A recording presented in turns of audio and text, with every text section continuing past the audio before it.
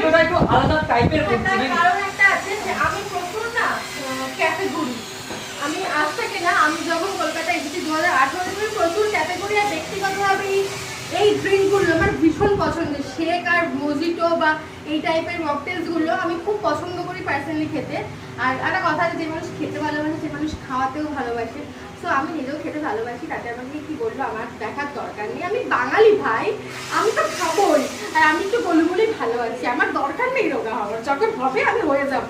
তো আমাদের বেকার কমেন্ট করে কোনো লাভ নেই, এটা খেতে হবে, এসে খেতে হবে প্লিজ। বাঙালি হয়েছে খাও। আর একটা কথা, স্টুডেন্টদের মাথায় রেখে কিন্তু আমরা মকটেল নিয়ে চলে এসেছি মাত্র এত টাকায়, সে এত টাকায় রেডি। আর স্টুডেন্টদের কথা মাথায় রেখে আমরা মকটেল লঞ্চ করেছি 49 এ অনলি, যেগুলো আমাদের এখানে দাম ছিল 150, 190, 120। স্টুডেন্টদের কথা অনলি মাথায় রেখে, যেহেতু ওরা এখানে সবসময় তো ওদের কাছে ওরকম টাকা